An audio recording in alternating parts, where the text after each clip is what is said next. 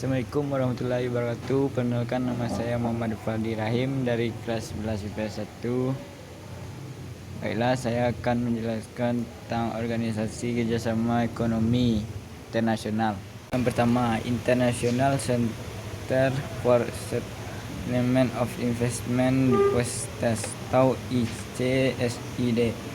International Center for Settlement of Investment Depositors adalah sebuah lembaga internasional yang memiliki wewenang untuk menyelenggarakan arbitrase dan penyelesaian sengketa antara negara-negara di dunia dalam hal investasi.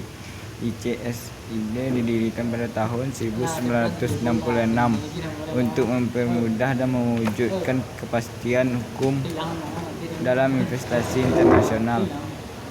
Tujuan International Center for Settlement of Investment Disputes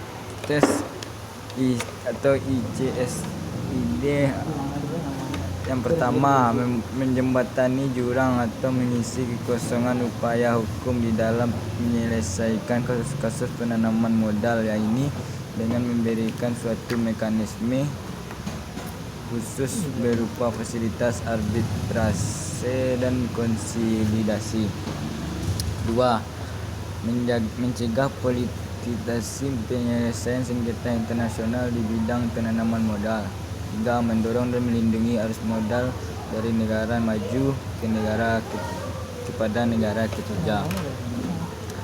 Yang kedua, United Nations Development Program atau UNDP, organisasi multilateral dan paling besar memberi bantuan teknis dan pembangunan di Indonesia, berpusat di New York City dan juga sebagai organisasi terbesar dalam Perserikatan Bangsa-Bangsa. Organisasi ini yang dibiayai oleh donor ini biasanya membantu menyediakan ahli dan penasehat, pelatihan dan perlengkapan pembangunan untuk negara berkembang dengan menambah pemberian bantuan untuk negara berkembang. Tujuan United Nations Development Program atau UNDP yaitu pertama, untuk meningkatkan pembangunan negara-negara berkembang. 2. Penanggulangan kemiskinan. 3. Membantu negara miskin dan berkembang untuk bangkit dari keterpurukan. 4. Perluasan penggunaan energi dan keseimbangan lingkungan. 5. Penanggulangan HIV atau AIDS. Yang ketiga, Economic and Social Council atau ESOSAC, forum sentral untuk membahas masalah ekonomi dan sosial internasional dan untuk merumuskan rekomendasi kebijakan yang ditujukan kepada negara anggota dan sistem Perserikatan Bangsa-Bangsa. Tujuan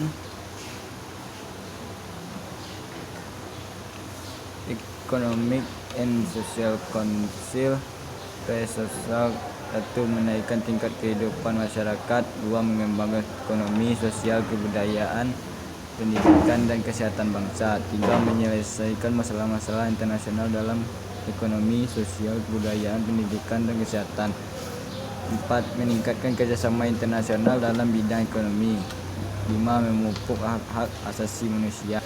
Yang keempat, Economic Commission for Asia and the Far East atau ECAFE. Economic Commission for Asia and the Far East atau ECAFE adalah bagian dari ECOSOC untuk mengembangkan negara-negara Asia Timur di bidang ekonomi dan sosial. Tujuan Economic Commission for Asia and the Far East atau ECAFE yaitu mendorong pertumbuhan ekonomi dan meningkatkan kesejahteraan di Asia. Hal ini dilakukan dengan mendorong dan memfasilitasi perdagangan dan investasi yang lebih bebas dan terbuka di kawasan, serta meningkatkan kerjasama pengembangan kapasitas ekonomi dan sosial anggota. Yang kelima, tujuan World Trade Organization atau WTO. 1. Menghilangkan rintangan dalam perdagangan antar negara anggota dan mengatasi adanya perselisihan dalam perdagangan. 2. Untuk mengatur kelancaran perdagangan dunia dan menghindari kerugian-kerugian pada perdagangan internasional. Penelitian World Trade Organization atau WTO adalah WTO merupakan organisasi perdagangan dunia. WTO didirikan pada bulan Januari 1995.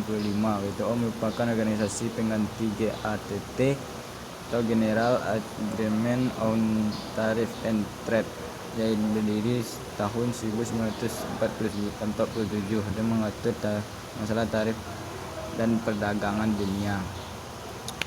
Baiklah, hanya ini dapat saya sampaikan. Semoga bermanfaat. Maaf apabila kalau ada kata-kata saya yang salah atau kurang menyenangkan. Wabillahi taufiq wal hidayah. Wassalamualaikum warahmatullahi wabarakatuh.